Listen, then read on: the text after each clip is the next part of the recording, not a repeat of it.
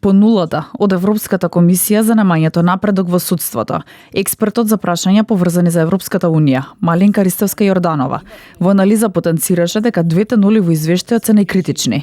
За владењето на правото и немањето напредок во справувањето со корупцијата, таа напомена дека Македонија како земја била понапред од сите други во реформите, а сега сме нула. Оди на многу конкретни критики, за разлика од порано кај што стоја притисоци и немешање, и мешање во судството, сега конкретно е критикува представници на извршната власт. Перцепцијата за независност на правосудството, според Евробарометар, е 28%.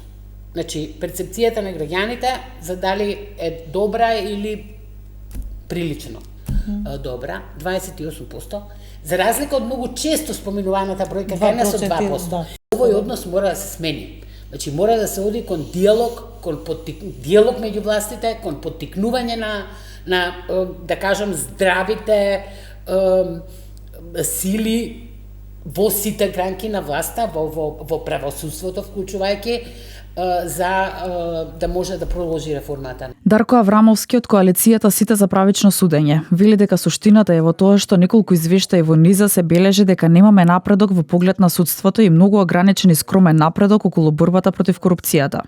Забелешките што се дадени во извештајот се во голема мера и општо познати факти, некои од нив се повторуваат и од минатата година, а некои од нив беа и очекувано дека ќе се најдат во извештајот затоа што имаше реакции во домашната јавност за таквите случувања, така што констатациите не би требало да бидат изненадување никому. Пак ќе кажам, оно што највеќе загрижува е фактот што веќе долго време ние бележиме стагнација и тенденција да одиме наназад во поглед на исполнувањето на овие обврски.